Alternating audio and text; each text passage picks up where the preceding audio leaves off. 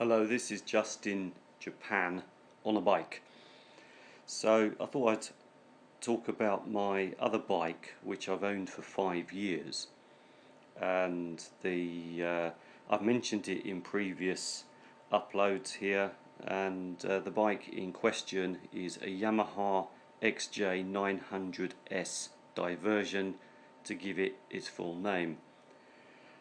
I bought the bike, as I said, about 5 years ago, almost exactly 5 years ago to the day. And one thing in Japan is that the bike is very rare. Now, I had already decided that it was a bike I was very interested in.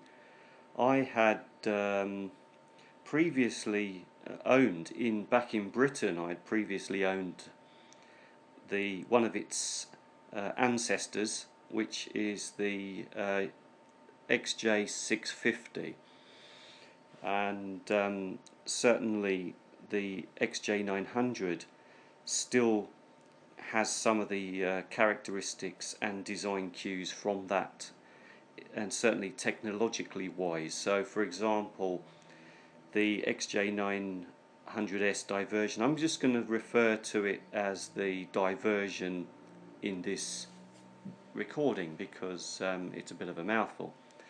So the Diversion 900 is air-cooled and shaft drive. It also has an oil cooler. Now all those are exactly like the XJ650 I used to own. The XJ900 that I'm talking about now, that I still own, is a 2005 model. But as I said before, it's based on old tech, and it's really somewhat antiquated in certain aspects of, like, its handling. I think the handling was the big thing that I noticed when I bought the new Suzuki. That's the Gixxer. If you haven't listened to previous recordings, then I'm talking about the Suzuki GSXS 1000F. Please go back and listen to those recordings if you want more details. So the big difference for me was the big step up in handling with the new bike. So the Diversion 900 is definitely very poor in the handling department, and one big difference you can see between the two bikes now is the thickness of the back wheel and the back tyre. The profile is obviously lower as well on a sports bike of the tyres, but the Diversion has certainly got a much narrower tyre in comparison to the Gixxer. So the Diversion, why did I buy it? Well, I was really looking for air-cooled and shaft drive. It's something that I'd always had air-cooled bikes, and I suppose older bikes tend to be air-cooled anyway. Liquid cooling was not very popular.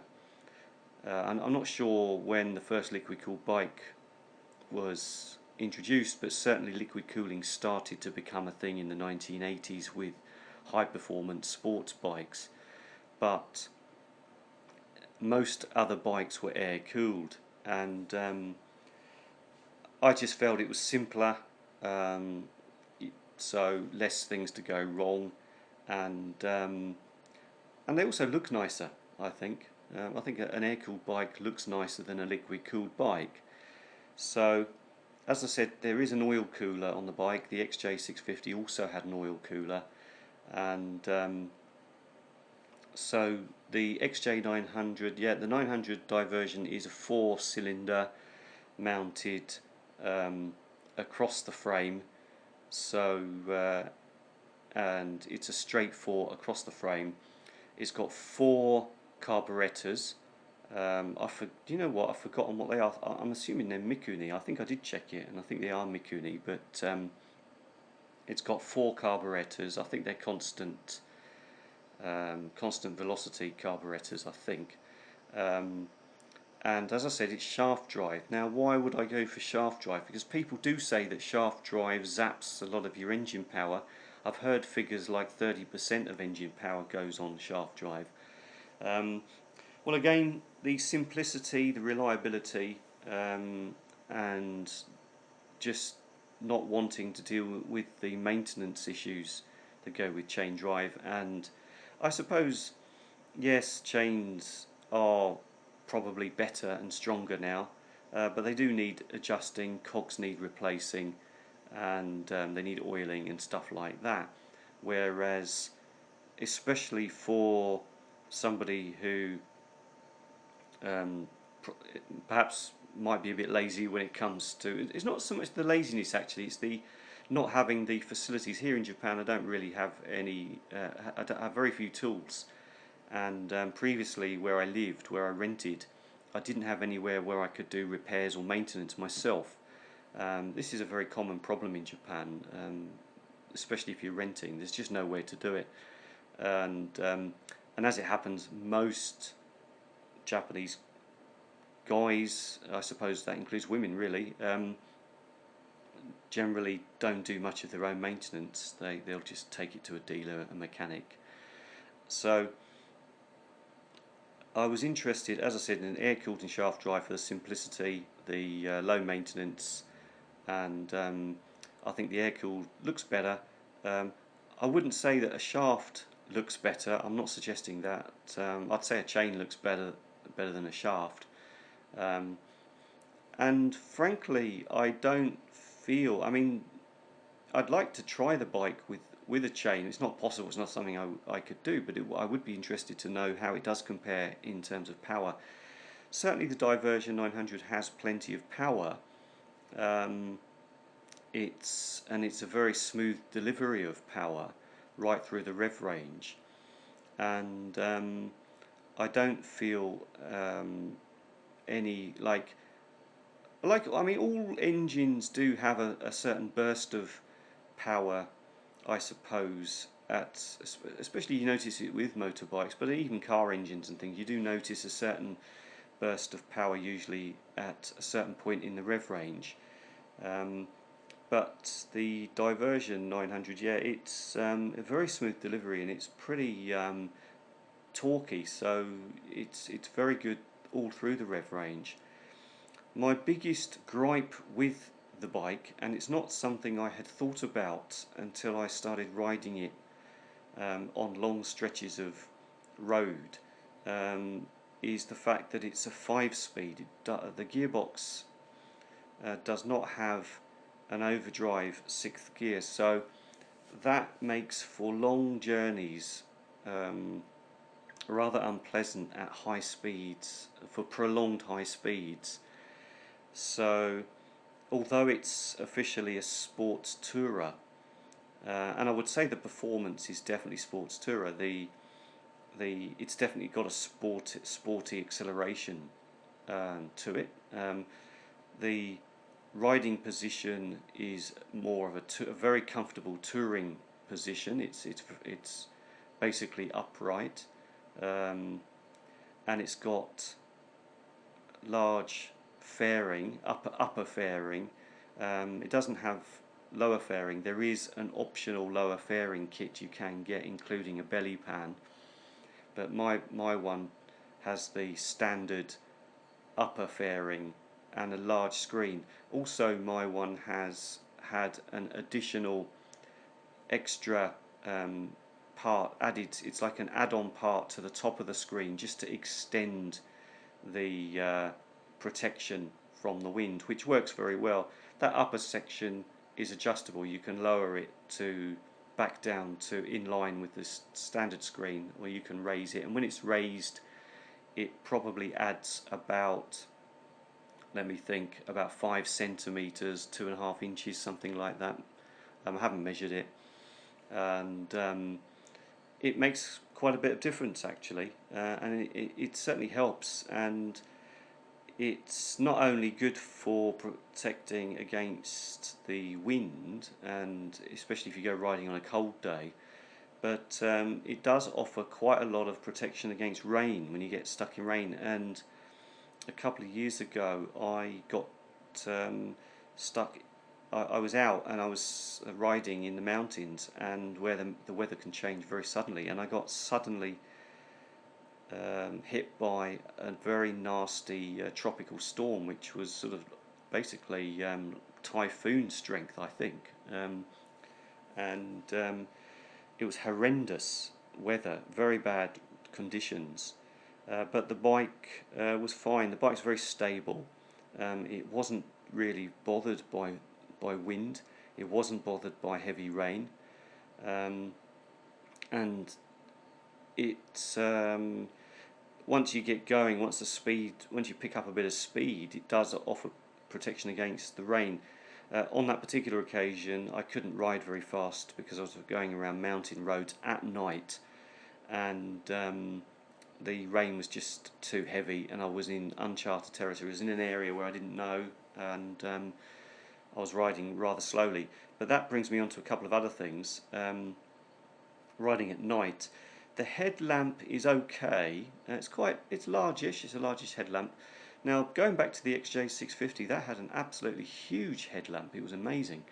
It was actually quite a noticeable feature of the bike that stood out to everybody. The XJ900, yeah, the Diversion had the headlamp was okay, but I have to say I wasn't keen on the headlamp on dip beam. I felt that dip beam was poor, and high beam was okay. Of course, it's not LED. LED is a new thing. It doesn't have LED. I'm aware that there are conversion kits and things that are available. I'm not that fussed on it. Who knows, if I keep the bike, would I do that? I don't know. And the other thing that I was going to mention is that the torquiness of the bike was very, very good when I was riding around the mounted twisties in the storm. It meant that if you are being lazy, or you just are taking it easy, you don't have to change gear so much. So it's the bike doesn't really, the engine doesn't really labour much in lower gears, and the bike will happily pull from a, say, third gear low down in the rev range up to quite a high speed, and you could go around mountain twisties in third gear happily without changing gear. It's quite amazing. I mean, very sharp bends you'd want to just change down to second, but if you were riding very slowly in a rainstorm, you could ride around in second gear even. So yeah, it's a comfortable bike to ride. The seat is all one piece, so it's very comfortable for pillions. It doesn't taper off like a sports bike because it is a tourer. I haven't attached any panniers or anything to it, but it's clearly a bike that can take a lot of luggage. There's nice under-seat storage on the bike as well. I can fit quite a lot under the seats, and the seat, I should say, as I said, it's the rider and pillion seat's all one piece. There's a helmet lock on it, and that's something that I forgot to mention when I was reviewing the Suzuki Gixxus, because the Gixxus, I can't find a helmet lock on it.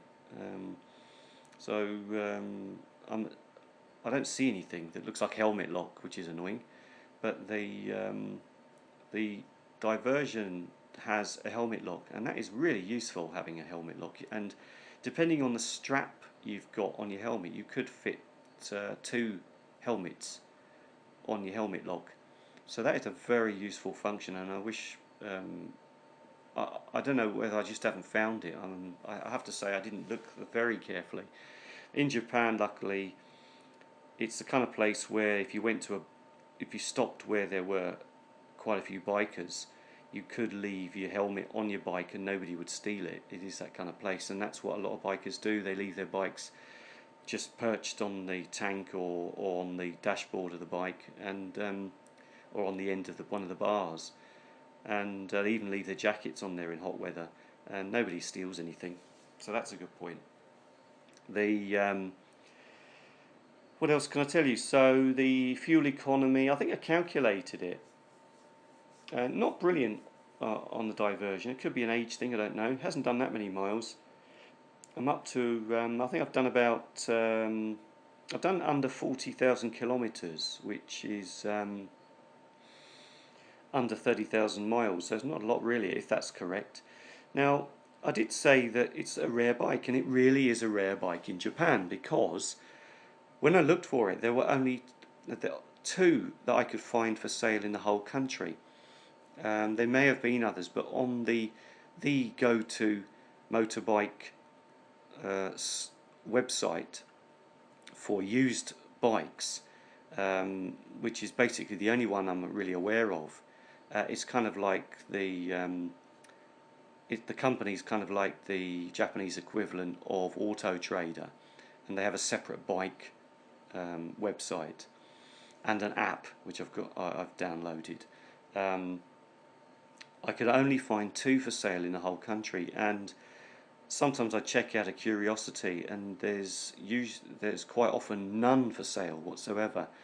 So it turns out the bike was not sold in Japan, and the bike is the ones that are available in Japan are imports. So they've seem to have made them. I think Yamaha may have had, I don't know if they've still got it, a factory in Italy, and I think the bike, my bike, I don't know, it says on it, or it said when I bought it, that it was made in Japan, but they either exported them, they were only for export, or they made them in Europe, because the main market for the XJ900 Diversion was Europe. It was a very popular bike in Europe. Now my bike, I mentioned the Italian connection because my bike has a sticker on the tank in Italian, so it's been imported from Italy. It was used in Italy at some point. I don't know, as I said, I don't know exactly where it was made. Was it made in Italy or another country? Was it made in Japan? I'm not sure. But certainly the bike was used in Italy and possibly sold new in Italy. I suspect that was the case, sold new in Italy. And the bike does have some vibration I mentioned before. That's an issue which apparently can be fixed with especially the favoured advice, or the most popular advice I should say, was adding some sort of weight to the end of the bars. I am rather hesitant about adding extra weight to a bike. So if there is an alternative, I know things like thicker gloves have been mentioned, and thicker wraparounds for the grips, I should say, thicker grips, things like that. Being an older bike, there are no mod cons. Even my new Suzuki Gixxus, by the way, does not have heated grips, or doesn't have heated grips. So I've never used heated grips, even on the coldest of days, and sometimes I get cold hands, but I sort of live with it. I deal with it. I never really felt it was an issue. I think the whole heated grips thing now seems to be pretty standard, or certainly a common optional extra. But interestingly, I wasn't offered it as an option on the Gixxus, the new Gixxus, so I still don't know what it's like to have heated grips. I can imagine, of course. I can probably live without that. I didn't really think it was an essential item, but having said that, I'm in no doubt that on a very cold day I would enjoy the benefits of heated grips. I'm not going to deny that. So the Diversion 900, yeah, it's certainly a reliable bike. Um, it, it's certainly I've got twin exhausts on it, so I've got twin 2-into-1 exhausts. Um, I don't remember what the brand is on them now, which is crazy, isn't it? I just didn't. I think it's because I couldn't see any obvious name on the exhausts. They're just polished, chromed exhausts, um, and they're not especially loud. They're fairly quiet. And what else can I tell you? The I have taken pillions on the bike, and basically it seems like a comfortable bike for pillions. So I think I'll end it there. I'll probably have more to say about it, but as I said, it is a rare bike in Japan, so um, I've never seen another one in Japan. Apart from, I did see one for sale on the internet, another one, but I've never seen one in person. Um, so it's a very rare bike, and having said that, I was able to get serviceable parts for it, so spark plugs, filters, and stuff like that. And I did get a quote on tyres, but they had to look it up. They said they could only find uh, one tyre that was available. I should say one make and model of tyre available for the bike. Um, so clearly they're not very accustomed to the bike. And when I did take it a couple of years ago to a place that does to have its inspection, the government inspection, what we call in Britain an MOT, I had decided to get them to get. I was moving home, and I wanted it. The bike actually needed the bike out the way while I was moving home, and I wanted to. So I wanted them to pick it up. So the inspection had run out. The inspection certificate had run out. So I got the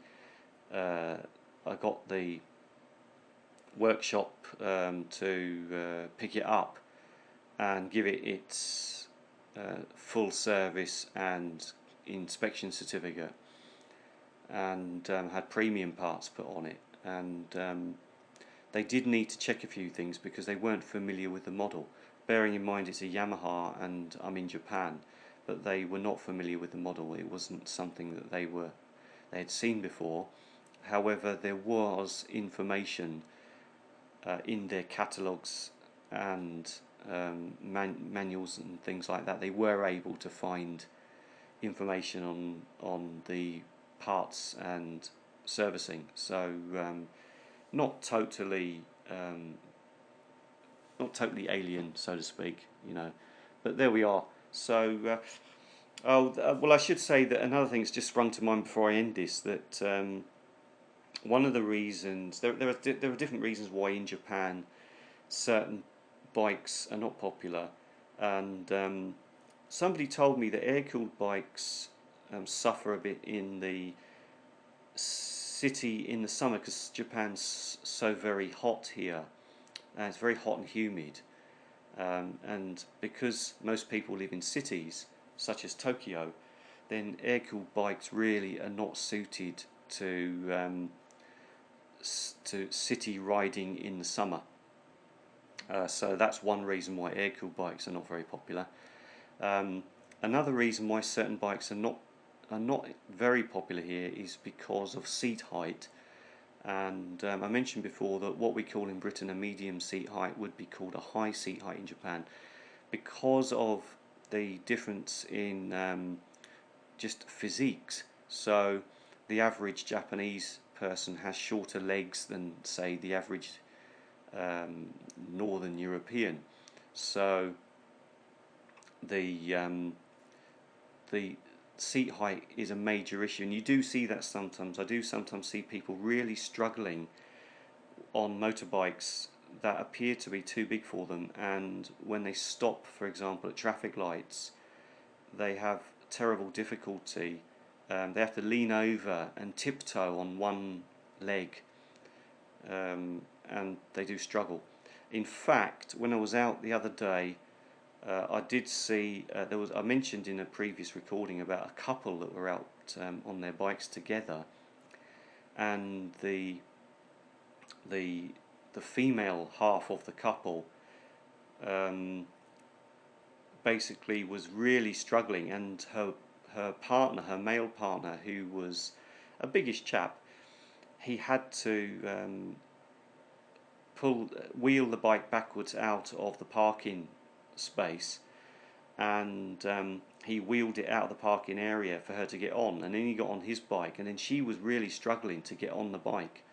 So they had a couple of old classic Kawasaki's that looked like possibly 80s models. But anyway, there we are. This has been just in Japan on a bike, and thanks for listening. If you like it, hit the like button and subscribe button. And this recording should now appear. It will appear on my new podcast called Just in Japan on a Bike, and I shall be uploading this as audio content to YouTube. Thanks for listening. Catch you again soon.